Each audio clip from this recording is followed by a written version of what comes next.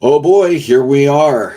Yes, indeed. It's another fantastic Saturday. It's another opportunity for us to get together around our virtual coffee table. I know some of you are already tuned in. I've already seen a few comments on here and want to say hello to Jerry Thompson. And I do know that a couple of other people are on here, maybe haven't said hello yet, but we're gathered around the table. Hopefully you have your coffee, your tea, or whatever you're going to be beveraging while we talk today. And I think we're going to have a lot of fun.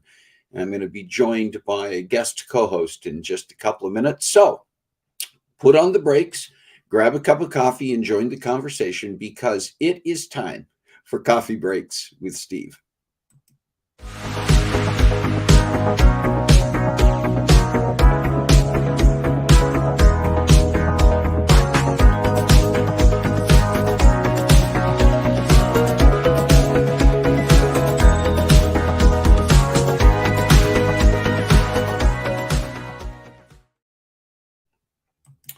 It is time. It is that time again. And welcome to Coffee Breaks with Steve on this Saturday, August 5th, 2023. If you're tuning in live, do make sure that you say hello so we know that you're here. And when we get to our topic, I want to see your comments in the chat as well, whether you're tuning in on Facebook or YouTube live. And for that matter, if you tune in later on and you're watching this recorded, we want to welcome you as well and invite you to participate in the chat. Good morning to Carla. Good morning to Kathy McCormick, Rick Venturi. Hello, hello, hello. And again, Jerry Thompson, good to see you here as well. Well, I want to get to the fun part of the day, which means that I don't know what the fun part of the coffee is part of the fun. Hang on. All right. Listen, I am joined again today by one of our favorite guest co-hosts, who's somewhat a regular visitor to Coffee Breaks. And I like to bring her back when the topics that we're discussing are ones that she has suggested and or inspired, or just because I know we're going to be doing crazy things. So I'm going to have Shalane Shepard join us. And Shalane, your microphone is muted, so you'll probably want to go live on sound, or there you are. You'll hear me blowing on my tea to cool it down. I'll blow on my coffee. All right. So, Shalane, the reason that you're here today, well, there's several reasons why you're here today, not the least of which is that you were the one who said we should do an episode about unique, unusual, strange houses. And I did so I thought it was that you should be contributing to this, since I have no idea what we're talking about and you do. I have plenty of thoughts and things to say. Are we going to do any of the special days and things, or you want me to jump right into it? We're going to actually talk about special days first, and okay. You can help me with that as well, because we're going to be talking about special days from August 5th to August 11th. Those are the special days coming up this week. Wow. And there are some interesting ones coming up. For instance, today is National Underwear Day. August 5th is the day to celebrate art. Okay, you good? I had to check. You never know. I am wearing clothes under this. For the record, there's clothes. I'm not just free flowing out. We appreciate that. I'm not really sure why August 5th is National Underwear Day. I looked online to see if there was any significance to that, any specific history, and nothing that really stood out as being a specific reason for National Underwear Day. I do recall, if you remember, when we did the episode a few weeks back on how often you should replace certain things, it said that that underwear should be replaced every 3 to 6 months, depending on how much you actually wear and wash your underwear. And I really think that's being pushed by Fruit of the Loom or Hanes or somebody, because I don't think that I would typically, and I don't think most people would typically think about going through their underwear drawer and just dumping everything and starting No. over. I mean, Who with any wears? clothes, it's weird to say any clothes you just get rid of and replace at this regular interval. If they're still working, you should use them. That's And my thought. and here's the thing: is how do we know if our underwear is working? If we can still, and the question is it the underwear That is that's a working or great not working, or is question, it and us it trying to broke get? my brain. I don't even know how much time we want to spend on this now. This conversation. I see Rick is asking Saturday, July 9th. Where's your banner? Where's the banner saying Saturday, July 9th? Because I missed that one. Is that on the YouTube side? Jerry's saying that the banner says Saturday, July 9th. Find that one for. Oh, okay. Thank you. Moderator Cat, fix it. Thanks, Moderator Cat. Moderator Cat fixed it. Check the other ones. Sometimes these things get missed, So thank you, Jerry, and thank you, Moderator Cat, for fixing that. Yeah, meow. Rick had a couple of questions and comments about, first of all, Rick saying she didn't know why she's here. Yeah, it may be that I don't know why she's here, Rick. And then who wears tidy whities anymore? I'm not going to respond to that, but we'll let, if someone else wants to, they can. Yeah. All right. Let's talk about some other days because I think National Sisters Day. How many of you have a sister out there now? I think it's primarily designed to focus on our actual, your actual sisters, but it could also be those people in your life who sisters are to you, right? But I would say I can wish my sisters Carla and Kathy happy Sisters Day and National Sisters Day, and they are my national sisters. Do you have any national sisters, Jelaine? Well, mine is not in the same state as me, so that counts. Makes it national, right? We've gone over state lines. You want to talk about what state you might be in today? A state of violence. Okay. State of confusion. Yes. But we celebrate them anyway. Hey, the 7th, August 7th, which is Monday, is Purple Heart Day. And once again, I couldn't find a specific reason. I do know that the Purple Heart is a medal that was actually designed and brought into being in the United States by George Washington during the Revolutionary War. I think the year was like 1782 that he first introduced the Purple Heart as a way of honoring the Revolutionary War soldiers, the patriots who were fighting, who were wounded or killed in battle. And a lot of the records. It looks like it was the day it was established. It might have been. It might have been August 7th. I in the places I was looking, I couldn't find a specific. Maybe somebody else will be able to find that. But I wanted to include. Did you find something? By order, okay, so established by George Washington by order from his Newburgh, New York headquarters on 7th of August, 1782. I had the year right. I didn't confirm the date. Thank you. So, and you'll notice that it's George Washington's profile cameo that is present on the Purple Heart. But another thing I was reading said that a lot of the records about Purple Heart recipients in the various wars have been lost over the years. I mean, I think now that there are records kept in military records and in the National Archives, perhaps, but a lot of the early recipients, there is no official record indicating that they were a recipient of the Purple Heart. But I just think it's important that we honor those in any capacity who have served, but particularly those who have been wounded or killed in the line of that duty, to make sure that we honor them. So I think remembering not just Purple Heart Day, but just remembering that in general is an important thing. Indeed. In general, not meaning General George Washington. Maybe. Hey, this is something, pickleball has become very popular. It's kind of had I don't know if it's a resurgence or a surgence that has taken place in the last few years. You start to see pickleball courts and pickleball showing up in a lot of places. Do you know how long pickleball has been around? No, but I know that it is the fastest growing sport right now in the US, if not the world. This came up at work. Yeah, and we have, like, in our homeowners association here in our neighborhood, they converted the tennis court into a combination tennis and pickleball court because there were more people interested in pickleball. One of the things they say about it is that it is much less age and physical condition restrictive than Restricted. tennis and a lot of other sports. They Yeah. say anybody can learn to play pickleball and can be fairly good at it, but it actually was first developed or at least introduced as a sport in 1965. That's how long it's been around. Can you believe that? I know I can believe it.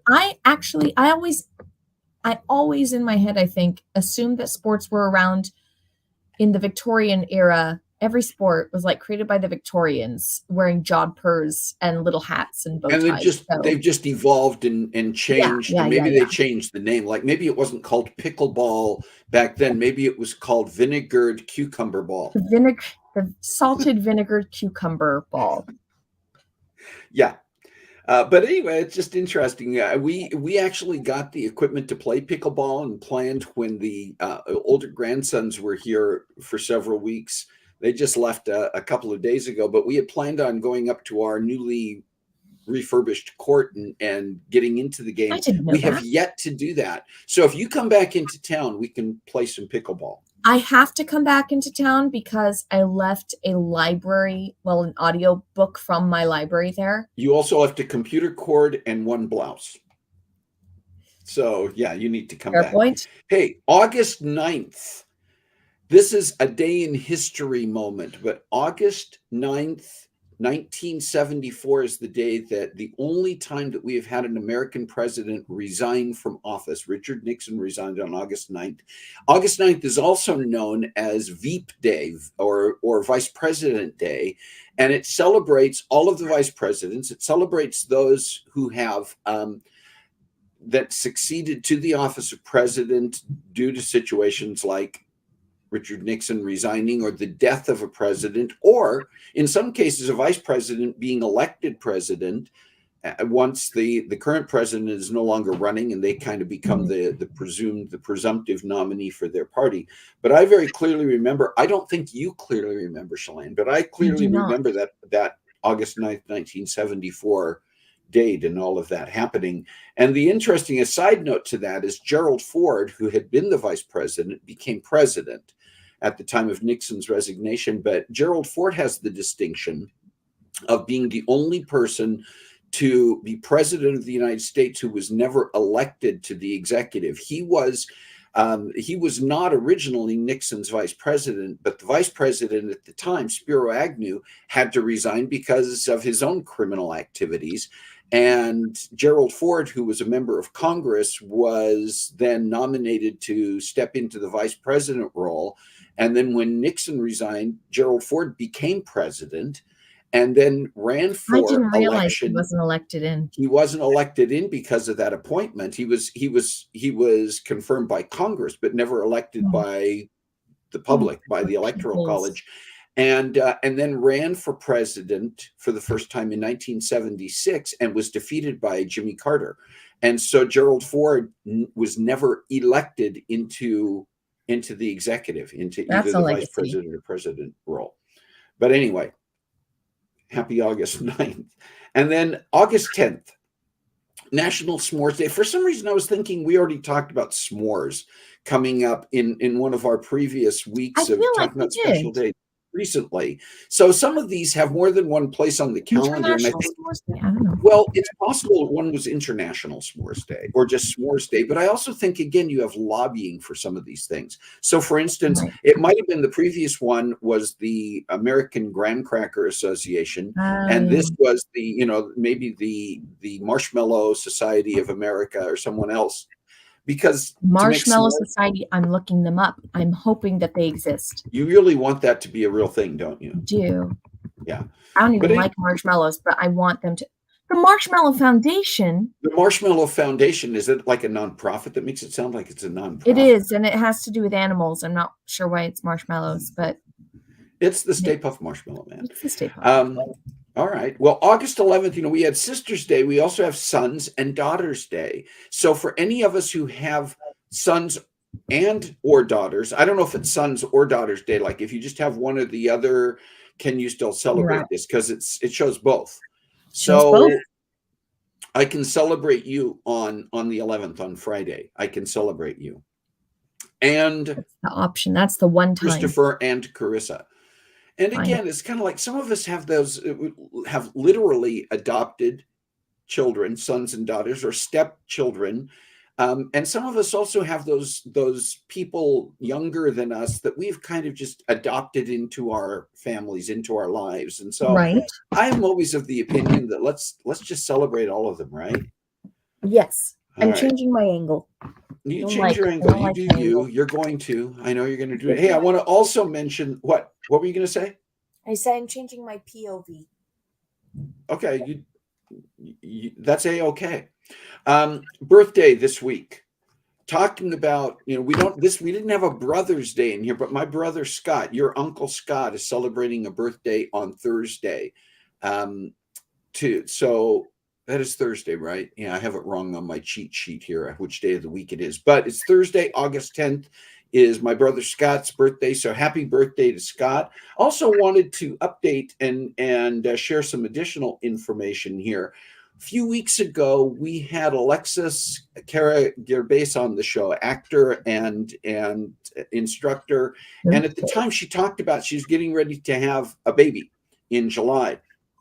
Well, I wanted to just let everybody know that Xander Guillermo Gerbes was born on July 21st. I'm not sharing photos because I don't want to invade any family's privacy, but I did want to share these updates, and I had permission to share the updates.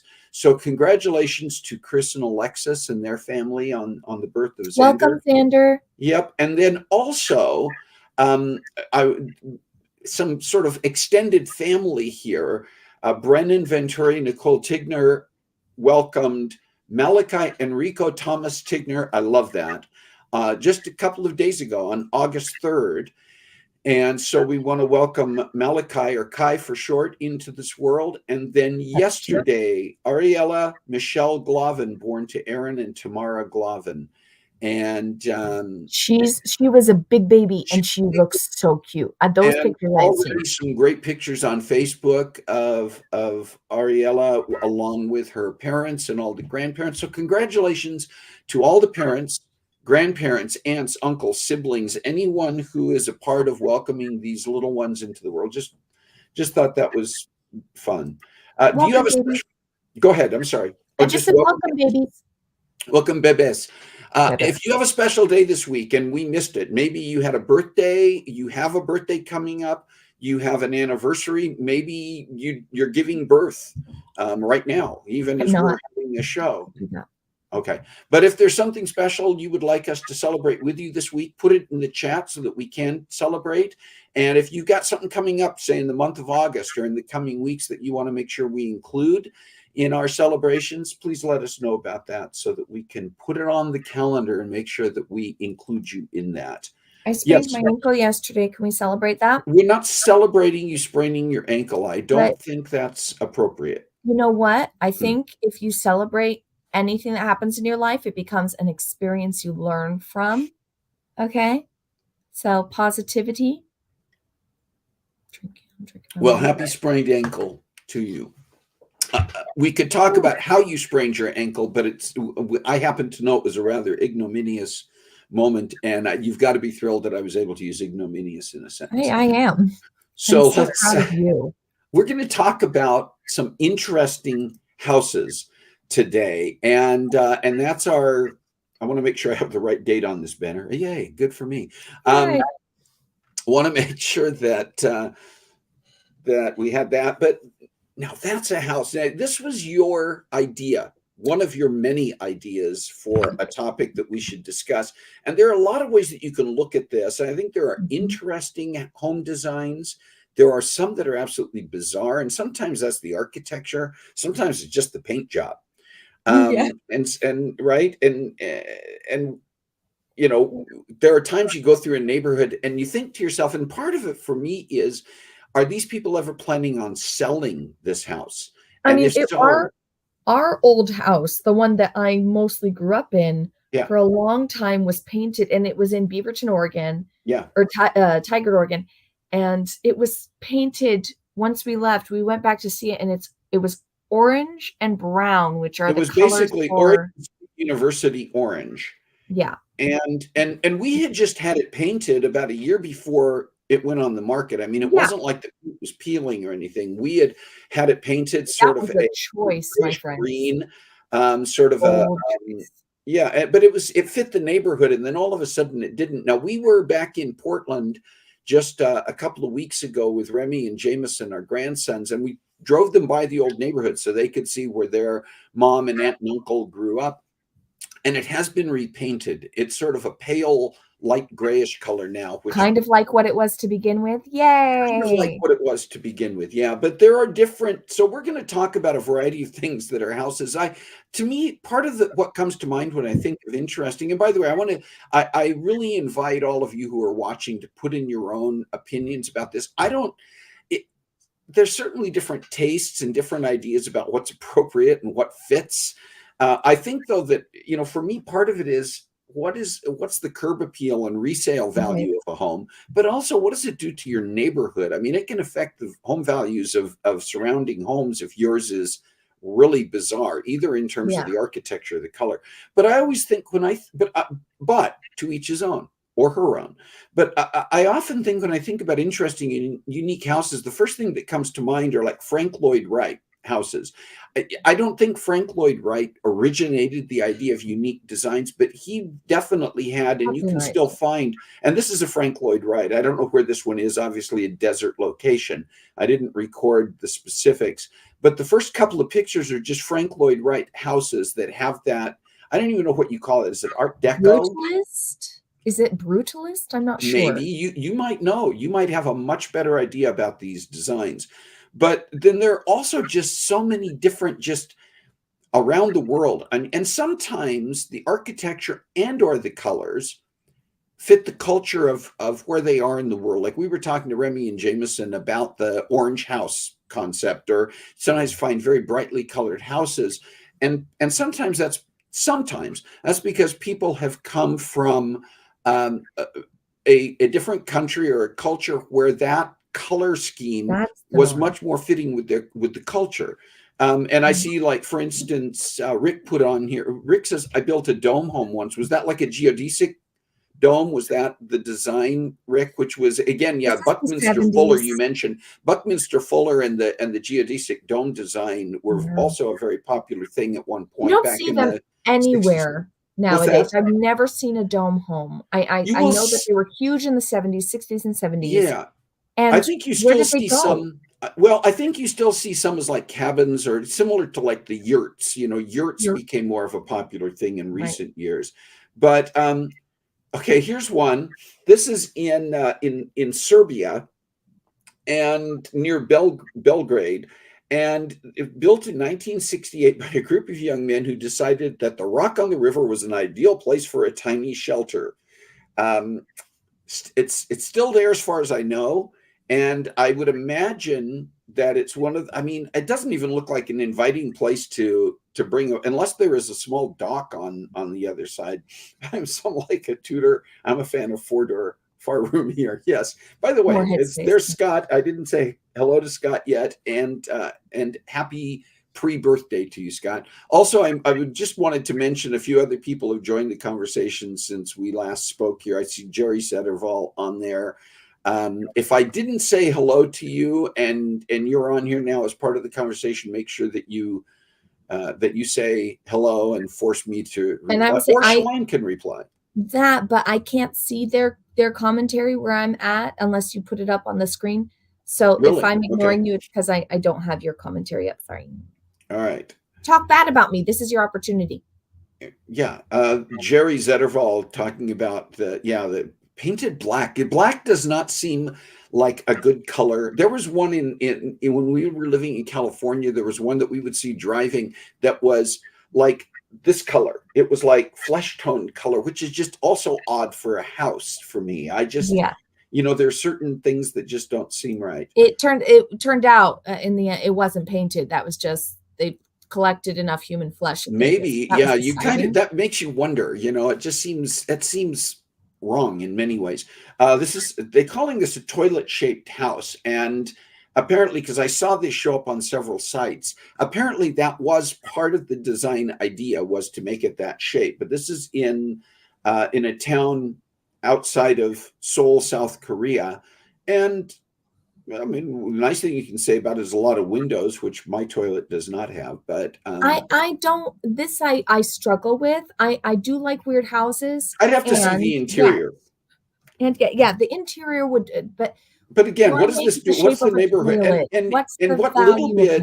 Yeah, and it may be that this picture was taken when there was still some stuff going on in building or, working on it, because it looks just from the distance like the landscaping is sparse and there's a lot of junk in the yard. And so I would want, what's the finished product? Yeah. What's the finished product? Okay. I love these. Yeah. There are a number of these available, and I didn't share all the ones that could be shared. Some of them, there are actual houses that people have taken an actual airplane that was junked and turned the airplane into a house. Yeah. And with that, the interesting thing with that is that they have to get a permit then to be able to register it and say, if they have a plane, like, so that they show up on the map for Google Maps going over it, of like, this is not a down. Oh, right. Okay. So the FAA has to be aware that this is now a stationary airplane. This is not a downed plane. You don't need to call in help. Yeah.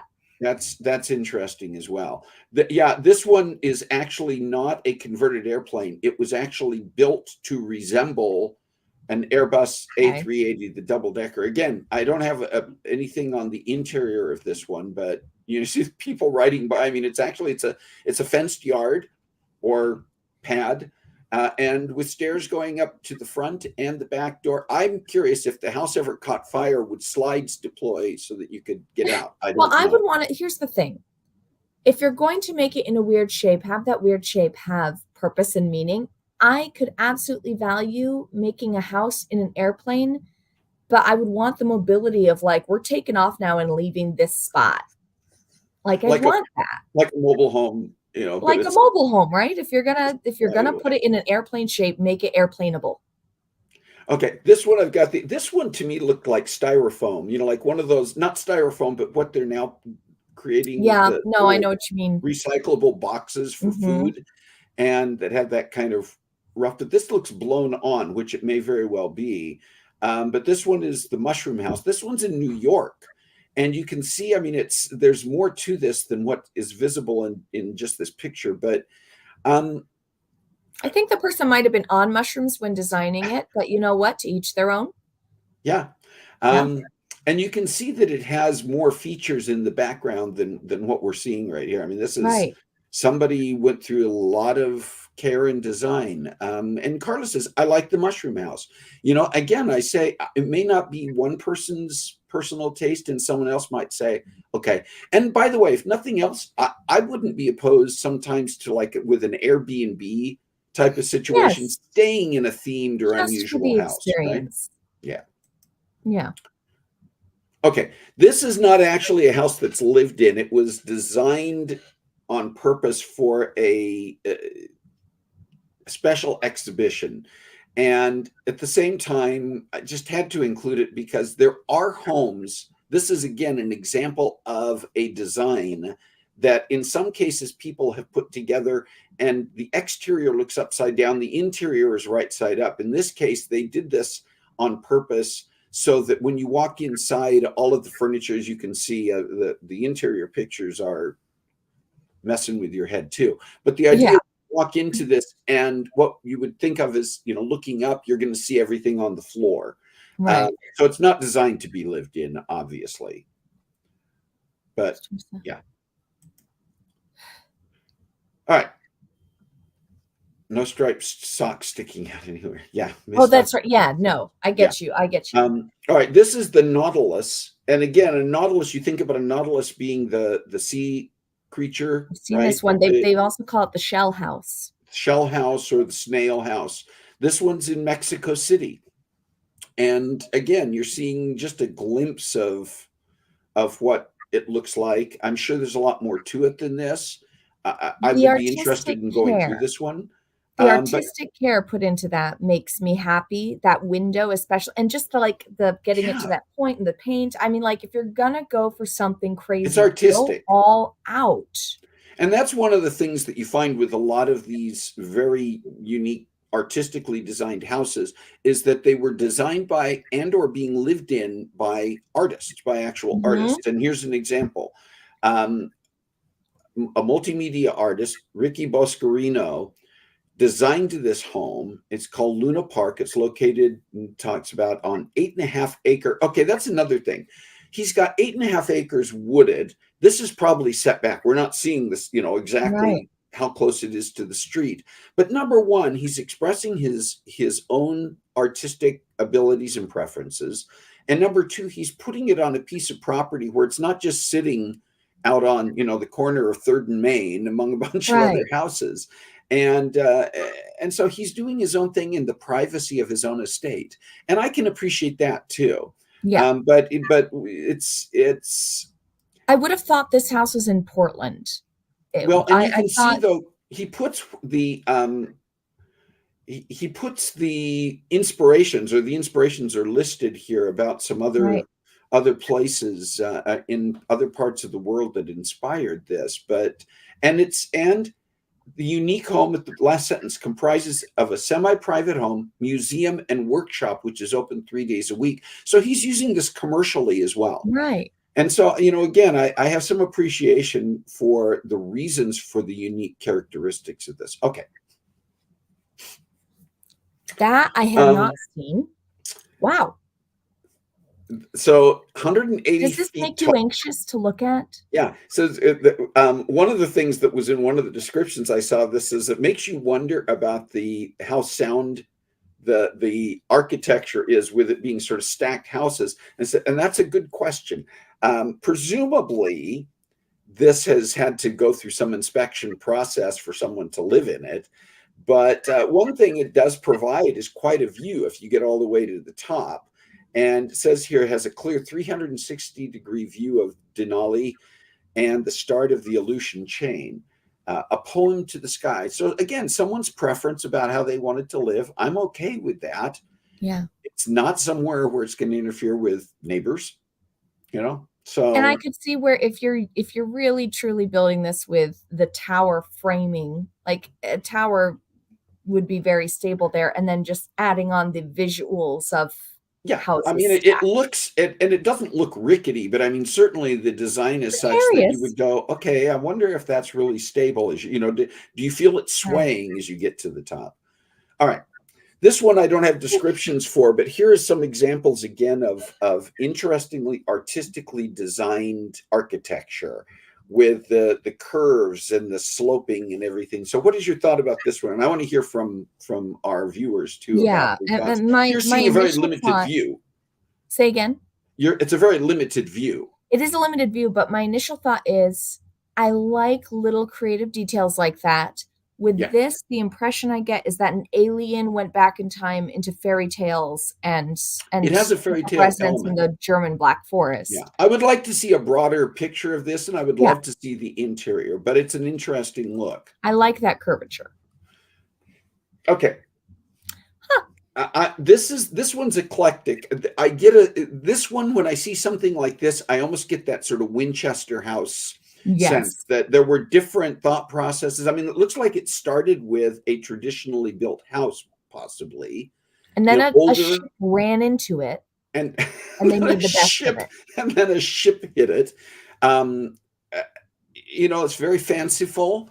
It does look like a boat. It looks like there's sort of there are different towers and to the sitting room. But again, I'd be curious to see how this fits into a neighborhood. Where is this exactly? And I'm so curious about the interior on that one.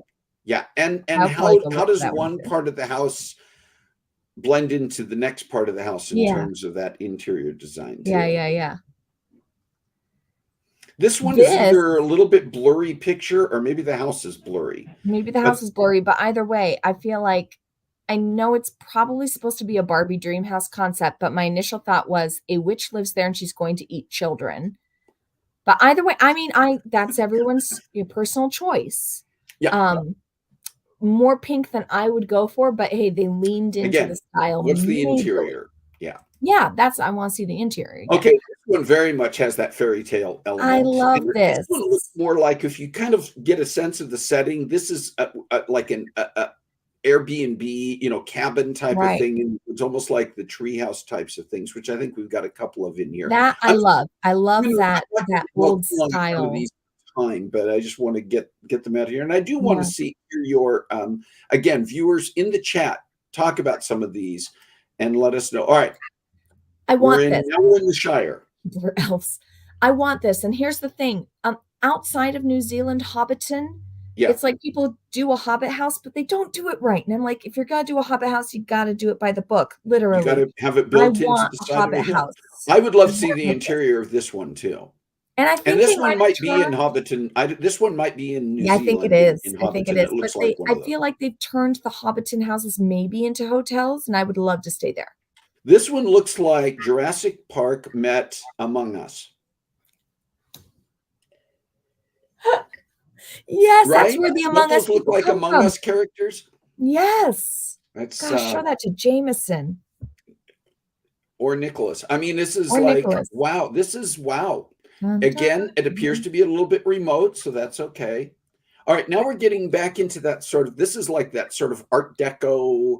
I wouldn't even compare this to being a Frank Lloyd Wright. This is somebody had a thought here, and it's a very defined thought. Yeah, like to make that work, they really worked to make that happen. Yeah, it's not my style, but I can respect it. This one I think is called the Bubble House. You see a variety of posts where this one shows up. Yeah. And it seems to me I've heard, I think it's in another country. This may be in France, near the Mediterranean. And Spain has a lot of the interesting ones too. Yeah, and I think I've seen this one featured on a show where you could rent this as an Airbnb or rent rooms in it, which, again, unique characteristics. Okay, now we're talking, I don't think I'd put a lot of tree houses on here, but there are a lot of people who work toward having tree houses on their property or, as Airbnb, and some people even will build a tree house to be their primary home. That also takes you have to get into special permitting and that kind of thing. And there was the show on TV and the group that is located in state of Washington that builds custom tree houses. And I always think they're fascinating. I mean, I think tree houses are a cool idea. I would love to. It harkens back to that fairy tale feel of like living in the woods, living in trees. And that for me is just my paint job. Place. Now we're going to talk about a few of the paint jobs. Mm-hmm. This might be somebody's nod to their college days, or I don't know. It wouldn't be my choice. And you can see this is obviously in a neighborhood. But they as a neighbor, I would have but you can see they're keeping the lawn.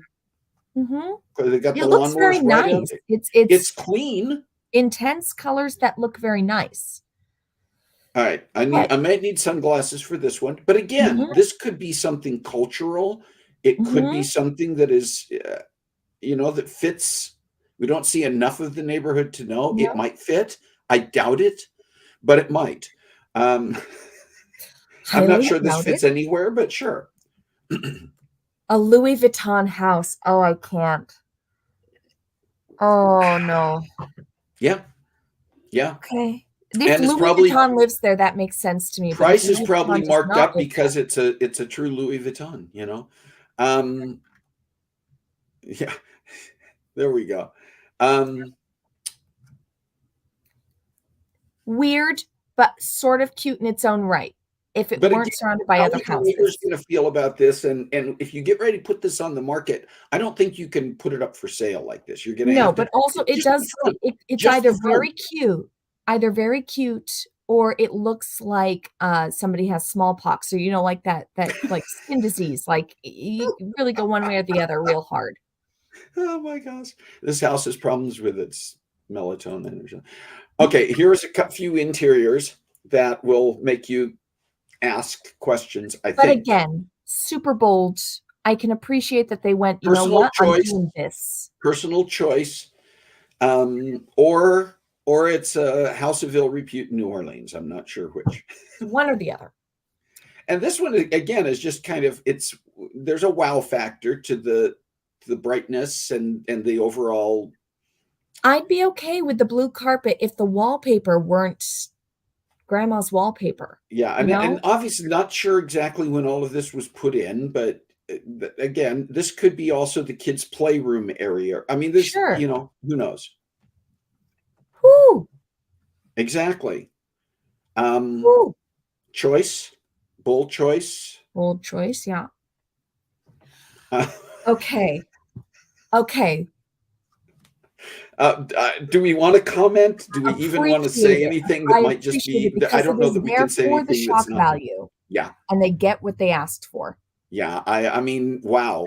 I guess the other thing you could say about this is, so if somebody got killed in this house, if a murder took place in this house, the investigators are going to be very hard pressed to know where they're supposed to be looking for blood splatter. And maybe that was the intent. Maybe there's like somebody is thinking advanced going, okay, you're going to be a serial killer anyway. Have the house that matches you. Get ready. But also that could be changed with a paint job, like everything else. Everything else is resaleable. Yeah. Versus this. Again, maybe one room themed, a themed room. It could be in a themed like Airbnb. We don't know. I'd go for the blood house over this because the stripes hurt my eyes. Well, that part of it is, it's just there's a lot happening visually, right? That could be tough. Yeah, all right. I'm taking this out of there. We're going to be short on time, but you had mentioned wanting to talk a little bit about tiny homes because that's one of the things that really appeals to you. So I want to give a few minutes just to let you share a little bit about tiny homes. You've been interested potentially in living in a tiny home. Oh yes. Talk a little bit about a few in my brain head. In your brain. So what is the appeal and what makes it a tiny home? Honestly, okay, so tiny home means it's 400 square feet or less. It does not have to be on wheels, but you often see like what we're looking at now with Tiny Ida Homes. That's one company. Yeah. And they build their homes on wheels. So they are RV certified. But a tiny house, anything under 400 square feet technically counts as a tiny house. And this is the thing though, when you're looking at prices, it's not necessarily much cheaper or any cheaper depending on the bells and whistles you do. And also depending on what the requirements are in a given area, like do you have to do you still have to buy land? Do you have to get permits? And what's involved in it's in that case is just as easy to go out and buy a Prowler trailer. Exactly. Or a motorhome. What these do give you, as opposed to a trailer, what these do give you is that sense of these are homes. They're built with wood and steel. The structural integrity is different. Structural pieces. It does mean you can't own very much. Everything has to have. But it's still mobile. Place. It's still, So, but what I've heard from people who live in tiny homes is you would think that the cleaning requirement is less. It's actually more because any one thing out of place, any little mess is magnified by 10. And Rick mentioned this. Rick Venturi mentions we lived in a 525 square foot home on the coast for 3 years. It means you can't own very much stuff. There is a minimalist element to this as well, right, Chelanne? Yes, there's a minimalist piece, but also it is hard to resell these because every single one of them, it's designed for the person who bought it, right? The things that I love about this company is that they have, first of all, they're actual home builders, so they actually know what they're doing, but also because there's lots of tiny home companies out there and a lot of them are just like, we've created this thing and they don't really, it won't stand up over time. But this company has a few models, I think, where they have like a ground floor bedroom, because a lot of it, you think of a tiny house on wheels, like to make a room for everything, you've got to sleep up in a loft where you've got this much headroom. Yeah, a lot of them are loft sleeping. I'm not a big fan of that model. But I like the ones where it's like there's a ground floor bedroom and there is a bathroom that has enough room for a clawfoot tub. Those are my two go-tos. And I found them here. I found a couple other companies that will do that as well. But the financing on these, it gets real interesting when you're going for an odd house, right? Same as going. Well, that's the other thing, because tiny homes are not a brand new concept, but they're still relatively new to the point where the financiers, the banks and others probably, again, is an entirely different process. There is an entirely different process. There's also things like if you're driving this home on the freeway and you get in a crash, right? It changes everything because you're not just insuring your car, you're insuring your home. Right. But there was another point I was going to say. It fell out of my brain head, but that's okay. The reason I got into tiny homes, I think, in the first place was we had so many wildfires, and it was like it felt like everybody is losing their home. It's like their dream homes. You'd hear all those horror stories. And my initial draw to the tiny house was I just pick up and go, which isn't realistic. Like when you have one of those tiny homes, you have to do a lot of work to get it set in the right place. And so it's even and stuff. So you couldn't necessarily just quick drive off. Right. But I still like it in theory of like, if this place is not working for me, I go to a new place and my home comes with me and my husband and cats, we are all there. So that's you have room for the cats. I'm just going to show this. We're basically out of time, but you also had put this one up there as a site to show. And a nuclear missile silo turned into a luxury home, to where the home is built above it, and then the missile silo becomes. This really appealed to me. And a lot of missile silos are for sale now because they're not being used for their original use. And you can kind of make them whatever you want. I like that open concept of make it whatever you want, as well as the idea of, it's the end of the world. Zombie apocalypse, as we all know, is on its way. So you still have a basement, and I can live there for 30 years, if you have it stocked. Okay. Hey, we are at the end of our time, so I want to talk about what's coming up in the next few weeks. And actually, a couple of our upcoming episodes in the month of August are ones you suggested.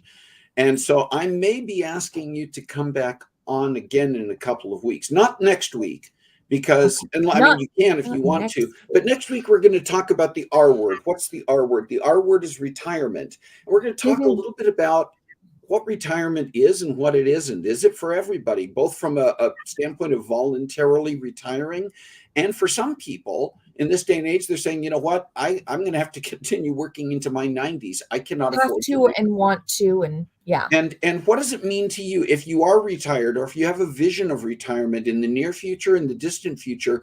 What do you view retirement as representing? So we're going to talk about that R word next week. Carol and I retired about 1.5 years ago, but we haven't stopped doing things. So we'll talk a little bit about how we're viewing it. And now this is one that you brought up, and I want to talk about in a couple of weeks. What is your dream job? We're getting into some topics here as well that sort of have to do with job, career, and future planning in the next few weeks. But, retirement, well, okay, so if you're still looking for that career path, or you either got to work your dream job, or you would still like to find your dream job, what is that? We're going to talk about that in a couple of weeks. And then in 3 weeks, we're going to approach this one interestingly too. We're going to talk about who was your best boss that you've ever had, and the worst boss, and what were the qualities of leadership and management and the settings in which those happened that made those what they were. So we're gonna have some conversations about that. And Jay Zetterval says retirement is my dream job. And Jay, I'd like to know who your best boss in retirement is, just out of curiosity. I know his wife, of course, his wife. There was one right answer there. So besides, in addition to Shalane, who obviously recommends a lot of the topics and guests, what would you like to see us talk about? Who would you like to see us have on as a guest on Coffee Breaks? I would love to see Shalane come back more frequently, which is why I'm setting topics that I kind of put out the hint that I want to include her in. But there are a variety of things that we can do in that regard. Also, a reminder that you can find episodes of Coffee Breaks on several of the podcast sites and on YouTube. And a reminder that you can subscribe to our YouTube channel and share it with your friends. Let them know about it. We have some fun topics. We have some fantastic guests who join us on Coffee Breaks. And I would just like to see that getting out in front of an even bigger audience. You're going to be hearing about some cool guests coming up in the fall that we've already got scheduled, or we're in the process of scheduling. And some of them are just going to blow your socks off, I guarantee. And in my case, it's blowing the socks on because of the socks that I sometimes wear. But anyway, just a reminder to do that. Shalane, what do you think? Was this a worthwhile topic? We could have talked more about this. I think looking at your website, I realized one thing for Coffee Breaks with Steve swag that you do not have that I'd be interested in is a bathrobe. Realize that's my brand. We're going to be, by the way, starting in the fall, we're going to be putting a lot more information up on the YouTube channel as well as sharing it on Facebook. But we do have some swag. We have, in addition to the coffee mugs that you see different styles of that we share and have, there are, we have Coffee Breaks with Steve, the mouse pad. The flamethrower. The kids love this one. The pillow?